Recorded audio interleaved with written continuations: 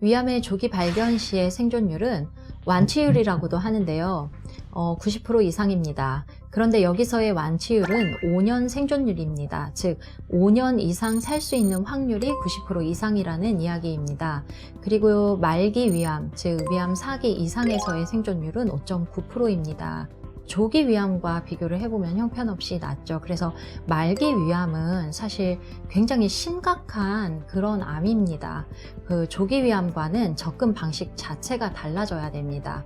말기 위암에서 5년 생존율이 5.9%라는 것은 사실 알고 보면 그 기대 수명이 4개월도 채 되지 않는다는 이야기입니다. 그래서 이 생존율을 어떻게 높일 것인지 제가 고민을 많이 해보았습니다. 그래서 제가 고민한 결과는 기수로 분류를 해서 치료의 계획을 세우는 것에 문제가 있다라는 점을 발견을 했습니다. 사실 위암의 사망 원인이 통증이나 구토, 빈혈에서 나타난다고 얘기를 드렸듯이 위암 진단을 받게 되면 처음부터 수술을 할 것이냐 항암을 할 것이냐 이런 걸 따질 게 아닙니다. 처음부터 어떻게 하면 내가 통증을 겪지 않고 살 것인가, 또 어떻게 하면 구토가 나타나지 않고 고생을 하지 않고 살 것인가, 어떻게 하면 빈혈을 예방할 것인가를 위암의 진단을 받자마자 처음부터 신중하게 계획을 세워서 치료를 해야 된다고 생각합니다. 그래서 이 양방에서의 치료 방법과 한방에서의 치료 방법은 이런 면에서 차이가 있습니다. 한방에서는 위암 진단을 받았더라도, 즉 말기일지라도 기대 수명이 4개월이 채 되지 않을지라도 아예 처음부터 이분을 어떻게 하면 통증을 겪지 않게, 그리고 구토를 하지 않게, 빈혈이 나타나지 않게, 어떻게 하면 암 진단을 받기 전처럼 일상생활을 원활하게 하면서 살 수 있게 할 것인가 라는 측면에서 저희는 접근을 하고 있습니다. 그래서 위암의 치료 방법과 어떤 위암을 분류하는 방법, 그리고 치료 방법을 모색하는 것에 대해서 자세하게 안내를 해드리겠습니다.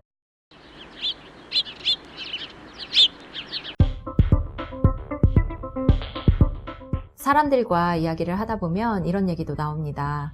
연기나 일기의 위암으로 진단을 받았는데 내가 수술을 해서 완치가 되는 건지, 아니면 이게 원래 내가 모르고 살았어도 충분히 살았을지 그걸 잘 모르겠다, 이런 얘기를 하시는 분들도 있어요.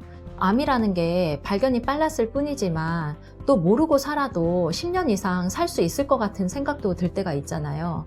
이게 연기에서 일기 위암 중에서 분화도가 아주 좋은 암들은 이제 위암 진단을 받았는데 더러 그런 분들이 계세요. 위암 진단 받고 수술하기 싫어서 그냥 병원을 안 갔대요. 그리고 나중에 한 10년 뒤에 건강검진을 받아봤더니 그땐 또 위장이 깨끗하더라는 거죠. 이런 분들은 위암 진단을 받았어도 그냥 수술하기 싫어서 가만히 놔뒀을 뿐인데 나중에 보면 위암이 사라져 있습니다.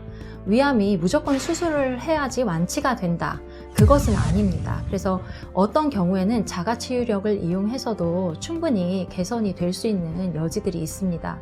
그리고 이제 저희가 치료를 해보면 중등도의 위암 같은 경우는 3기까지는 충분히 무난하게 3년 이상 기대 수명을 볼 수 있고, 또 더 나가서 완치까지도 바라볼 수 있는 것 같습니다.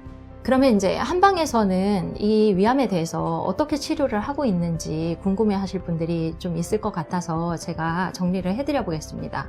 위장은 하나의 소화기관 중에 일부입니다. 그 소화기관이라는 거는 입으로부터 항문까지 아주 길다란 하나의 관이에요. 근데 다만 이 관이 펼쳐보면 굉장히 긴데 몸 안에서 꼬불꼬불하게 위치를 해 있으면서 좁아졌다가 넓어졌다가 이런 것이죠. 그러면은 이렇게 긴 관이 이것저것을 평생 살면서 먹다 보면 언젠가는 뭘 잘못 먹으면 막히기도 하고, 기분이 나빠도 잠깐 막히기도 하고 그럴 수 있어요. 자, 이런 경우는 어떻게 해야 될까요? 당연히 막힌 것을 뚫어줘야 되겠죠. 근데 이 막힌 것을 방치를 하게 되면 위암이 되기도 하고, 막혔기 때문에 위암이기도 합니다. 그래서 한방에서는 불통즉 통이라는 말이 있습니다. 즉 통하지 않으니 아프다라는 말입니다. 그래서 암에 대해서, 특히 위암에 대해서는 이 불통즉 통이라는 관점에서 접근을 하게 됩니다. 그러면은 한방에서 이 불통즉 통을 어떻게 치료하는데? 라고 물으시겠죠. 네, 한방에서는 이렇게 통하지 않아서 아프거나 병이 되는 경우 사하제라는 약을 씁니다. 사하제는 막힌 것을 뚫어뻥처럼 뚫어주는 그런 효능이 있는 약이라는 뜻입니다. 그래서 평생 동안 소화가 잘 안 돼서 아무거나 먹지 못하는 타입들이 있다고 했었잖아요. 이런 분들도 위암을 예방을 할 수가 있습니다. 그게 위암의 치료제나 이렇게 소화기가 약한 사람들을 소화기를 다스리는 치료제가 그 위장이 소통이 안 될 때 소통을 시켜주는 음식물의 소화를 도와주는 그런 한약재들이 있기 때문에 가능한 것입니다. 두 번째, 위암의 치료법에 대해서 이야기를 하기 전에 아까 위암의 증상 얘기를 할 때 구토에 대해서 언급을 한 적이 있었는데요. 구토가 나타나는 원인에 대해서 구체적으로 설명을 해드리지 못했었습니다. 위암에서 구토가 왜 나타나냐면 위장이 위 암세포에 의해서 운동 기능이 떨어지기 때문에도 구토가 나타나지만 암이 너무 커져버리면 위장이 틀어막혀버리기 때문에 음식물이 더 이상 내려가지 못해서 구토를 하게 되는 것입니다. 그래서 위장이 완전히 막힐까봐 겁이 나니까 수술을 받는 분들이 굉장히 많은데요. 실제로 위장이 완전히 틀어막힐 정도로 위암이 커져서 오시는 분들은 생각보다는 많지 않아요. 그리고 완전히 틀어막히는 경우도 그렇게까지 많지는 않습니다. 위암으로 인해서 완전히 틀어막히기 전에 오히려 다른 증상들로 인해서 훨씬 더 힘들어지기 때문에 그로 인해서 사망 위험이 높아지는 거지, 위암이 완전히 틀어막혀서 사망하는 경우는 확률적으로 그렇게 압도적으로 많지는 않습니다. 그래서 위장이 틀어막힐 위험이 있는데 그러면은 이 위암을 수술을 안 하면 어쩌라는 건데 라고 걱정하시는 분들이 있을 것 같아요. 근데 이 한약 중에는 혹에 대해서 축소를 시키는 효과가 있는 약재들이 있습니다. 네, 실제로 그런 약재가 존재를 하고요.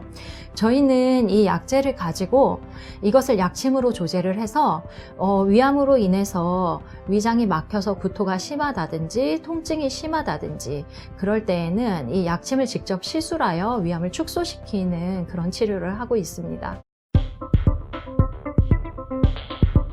면역력이 지나치게 낮아져 있는 분들에 대해서, 특히 이제 빈혈이 심하다든지 항암 치료를 받을 만큼 받았는데 암이 사라지지 않았고 더 커져서 왔을 경우에는 면역력의 저하를 보완하기 위해서 면역력을 강화시키는 약침을 직접 시술을 하기도 하고 먹는 약으로 면역력을 보강을 하기도 합니다. 또한 해독도 중요한데요.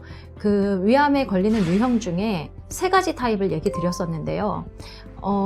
몸속에 독소가 아주 많이 쌓여서 위암에 걸린 타입이라면 고용량의 미네랄, 한약 중에서 굉장히 좋은 미네랄들을 함유하고 있는 한약들이 있습니다. 그래서 그런 성분들을 집중적으로 복용을 하게 해서 해독을 하는 치료를 병행하고 있습니다.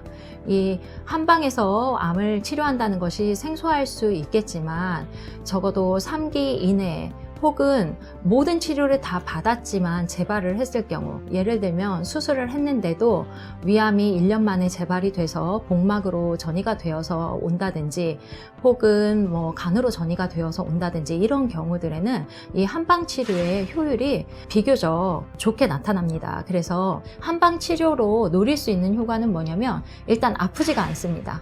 그리고 밥을 잘 먹습니다. 아프지 않고 잘 먹을 수가 있으면 위암인 걸 의식하지 않고 일상생활을 잘 해나갈 수 있습니다. 자, 완치까지가 약간 어려운 일일지 모르겠으나 이렇게 일상생활을 원활하게 해나가다 보면 어느덧 완치까지 바라볼 수 있는 상태가 될 수 있는 것이죠. 그래서 말기가 되었다고 해서 먼저 포기를 하기보다는 다양한 치료 방법을 알아보시고 체계적으로 위암에 대해서 관리를 받으시면 더 좋은 결과를 얻을 수 있을 것 같습니다. 이후에 궁금하신 점이 더 있다면 생명나눔 한의원으로 직접 전화를 주셔서 문의를 해주신다면 언제든지 환영하겠습니다. 아까 그 얘기를 안 해가지고